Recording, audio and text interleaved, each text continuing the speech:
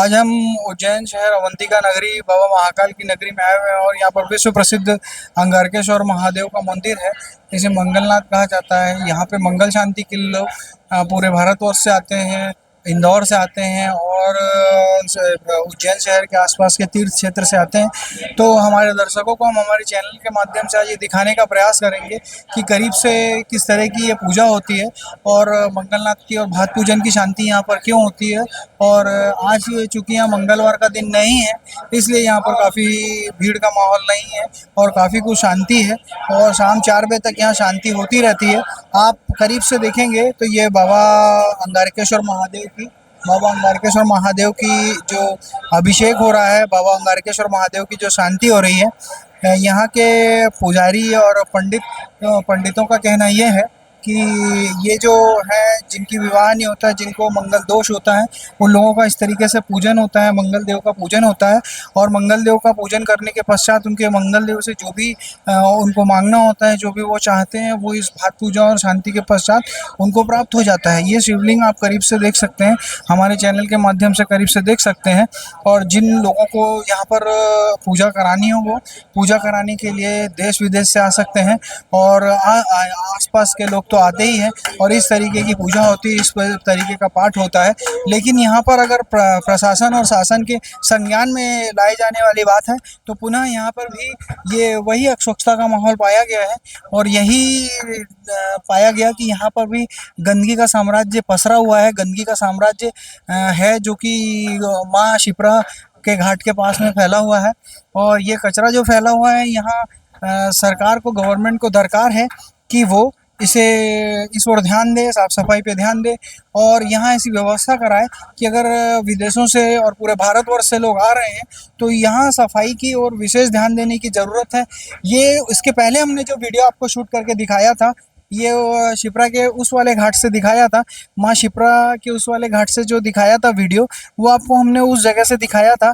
हमारे कैमरामैन उसको कैप्चर करने की ज़रूरत कर रहे हैं, कोशिश कर रहे हैं। और वो घाट जो आपको दिखाई दे रहा है, पहले हमने उस घाट से आपको शूट करके दिखाया था, वहाँ की गंदगी के बारे में आपको जानकारी दी थी। अब हम वहाँ के जो माहौल और यहाँ की जो गंदगी के बारे में आपको जानकारी देने का प्रयास कर रहे हैं। वो इस तरीके की जो फैली हुई व्यवस्थाएं हैं, ये सारी की सारी व्यवस्थाएं 2028 के कुंभ के लिए सरकार, उज्जैन सरकार के संज्ञान में ली जाने वाली बातें हैं, सरकार के संज्ञान में ली जाने वाली चीज़ें हैं। यहाँ पे इस तरीके से मंगल देव की पूजा होती है और देश विदेश से लोग आते हैं। लेकिन अगर 2028 के कुंभ के मेले को इस तरीके से ही इस गंदगी का ही लोगों को देखने को मिलेगी तो ये उज्जैन प्रशासन और नगर पालिका उज्जैन के लिए देखने वाला विषय, सोचनीय विषय है।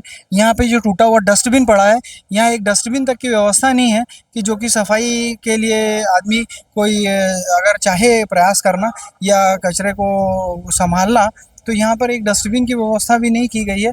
और ये उज्जैन नगर प्रशासन को चाहिए कि वो, ये आप देख सकते हैं कि जल का भराव या जल का जमाव अभी ये जो भरा हुआ है, इसकी भी कोई व्यवस्था नहीं की गई है।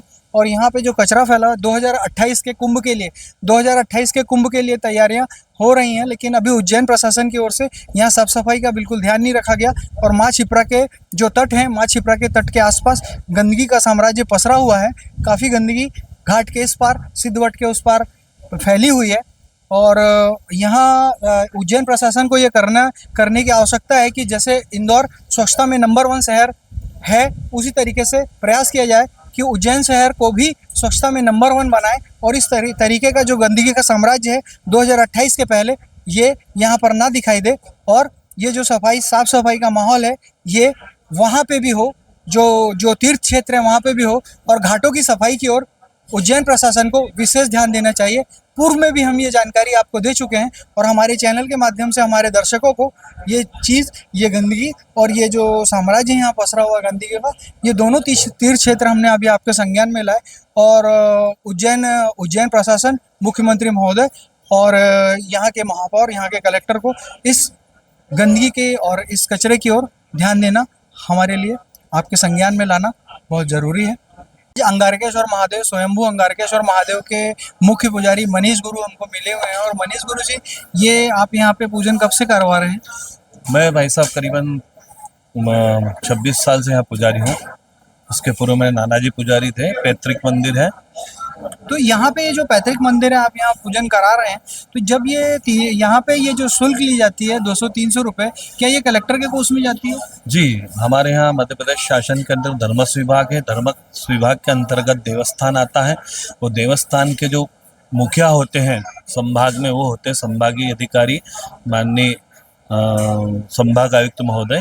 और हमारे यहाँ जितने ही मंदिर सब शासन के अधीन हैं, इन मंदिरों पे पूजन दर्शन करने के लिए अलग अलग प्रकार के पूजन से अलग अलग प्रकार का शासकीय शुल्क लिया जाता है। जैसे 1100 वाली मंगल की पूजन है, उसका 150 की रसीद कटती है। 2100 वाली उसकी 200 की कटती है। 3100 वाली उसकी 200 की रसीद कटती है।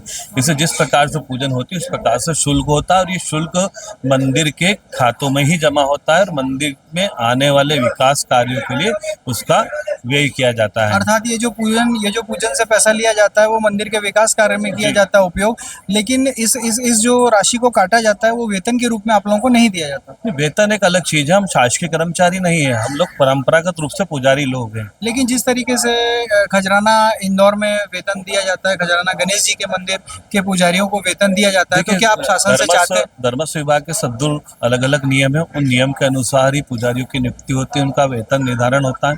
कई जगह वेतन मिलता है, कई जगह नहीं मिलता है। लेकिन आप लोगों की अभी वर्तमान में मोहन यादव सरकार से कोई ऐसी डिमांड नहीं है, आप लोग ऐसा कुछ चाहते नहीं? भगवान की कृपा है, तो भगवान के सेवक हैं। पंडित जी ने इन्हें शासन से कोई वेतन नहीं चाहिए, भगवान की कृपा है और निस्वार्थ भाव से आप सेवा करते रह रहे हैं और करते रहेंगे। लेकिन पंडित जी, ये जो हमने इस समय अभी जो देखा 2028 के कुंभ की जो तैयारियां आप लोग कर रहे होंगे, कुछ आप लोगों की व्यवस्थाएं होंगी, तो हमने माँ शिप्रा के जो घाट को देखा, यहाँ के पानी को देखा, थोड़ा सा ये पानी दूषित लगा, और इसके घाट में जो गंदगी वर्तमान में हमने देखी, मंगलनाथ के घाट पे भी देखी, वहाँ सिद्धवट पे भी देखी, तो क्या मध्य प्रदेश शासन यहाँ के कोई कर्मचारी इंदौर की तरह इसको नंबर 1 स्वच्छ सिटी बनाने का प्रयास नहीं कर रहे? हमारा वर्तमान शासन के मुख्यमंत्री जी इसके लिए पूर्ण रूप से प्रयासरत हैं।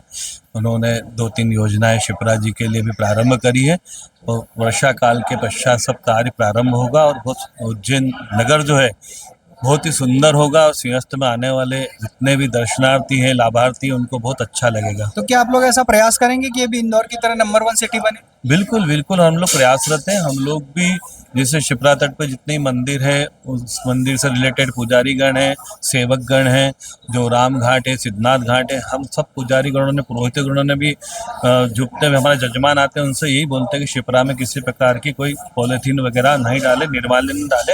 हम लोग आह्वान करते हैं और उसके प्रति हम भी दृढ़ संकल्प हैं, और हम लोग भी नियमित रूप से साफ सफाई की व्यवस्था करते हैं। लेकिन वर्तमान में हमने ठीक मंगलनाथ के पीछे वाले घाट को देखा, तो वहाँ पे कुछ गंदगी थी, कुछ ऐसे कचरे फूल पड़ा था, उसको अभी कौन फैला रहा है? ये निर्माल्य है, और ये शाम को इकट्ठा होके गाड़ी से जाके आपके निर्माल्य का जो जिससे पुष्प वगैरह से जो अगरबत्तियां वगैरह बनती है उसमें जाता है। मतलब यहाँ पर कोई ऐसा कर्मचारी आपके द्वारा या शासन के द्वारा नियुक्त होगा जो शाम को वो सारा निर्माल्य उठाएगा? निर्माल्य मतलब बस ये सफाई का कार्य चालू हो गया है। ये चालू हो गया है।